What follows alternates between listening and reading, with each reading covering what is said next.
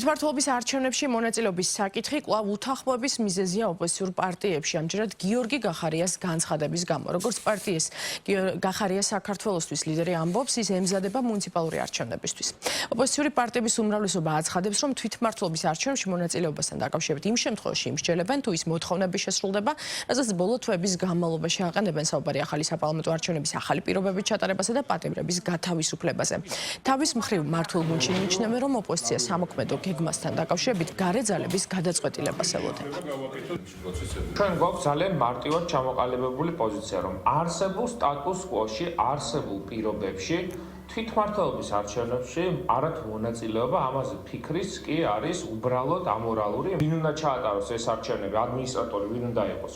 თია წულუკიანი და ირაკლი კობახიძე ისევ და ამ საკითხების და ამ პირობების გარკვევა აუცილებელია იმისთვის, რომ ზოგადად საერთოდ ფიქრი იყოს ამ ქვეყანაში ნებისმიერი სახის არჩევნების მონაწილეობაზე. მართულმა ოცნებამ შემოიტანა თვითმმართველობის საკითხი პოლიტიკურ დღესასწაულებში, გახსოვდეს წინა ჯერზე მაქვს საუბარი და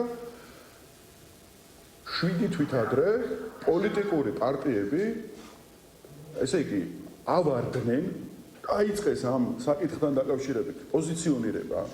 ჩვენ მაშინაც ვამბობდით და დღესაც ვამბობთ. თუ ვინმეს ინტერესებში შედის ამ საკითხთან დაკავშირებით ისაუბრონ პოლიტიკურმა პარტიებმა, ეს არის ქართული ოცნება. და როცა ისინი ამ საუბარს აგრძელებენ, არის სულ 2-3 ახსნა, ხო? ან უბრალოდ იდიოტები არიან, თან სასარგებლო. ან უბრალოდ ვერ ესე ვთქვათ, აცნობიერებენ, რას ჩადიან ამით. ერთ-ერთი არჩევნები, რომელზეც ახლა უნდა მიმდინარეობდეს პოლიტიკური დისკუსია და იყოს პოლიტიკური გარჩევის საგანი, ეს არის ახალი საპარლამენტო არჩევნები, იმიტომ რომ ჩვენ ვცხოვრობთ პოლიტიკური კრიზისის პირობებში, რომელიც გამოწვეულია გაყალბებული საპარლამენტო არჩევნების შედეგებიდან.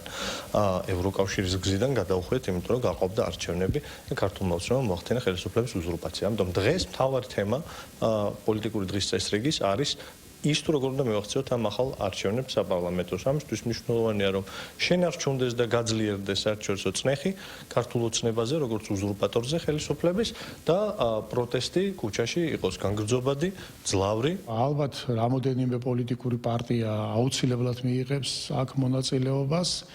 თვითონ ამ 4 პარტიამ ის გადალახა ბარიერი, თავი ძალიან მძიმე მდგომარეობაში ჩაიგდო. ეს მათი არჩევანია, როდესაც ბრმად მიყვებიან გარედან დაწერილ სცენარებს, ნაწილს უჭირს თქვას, რომ აბსოლუტური სიცრუე და აბსოლუტური პოლიტიკური სიბეცე იყო, რაც ჩაიდინეს, რომ პარლამენტი დატოვეს და ეხლა თვითმმართველობის არჩევნებში რა პირით უნდა მიიღონ მონაწილეობა.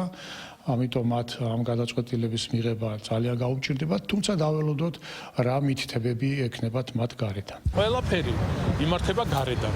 მით უმეტეს ეს აგენტურა, ჩვეულებრივ დაქირავებული ადამიანები არიან, ხელფასებს იღებენ, ფულს იღებდნენ, ასეულობით მილიონი არის დახარჯული ქვეყანაში ბოლო წლების განმავლობაში აგენტურის შექმნაში.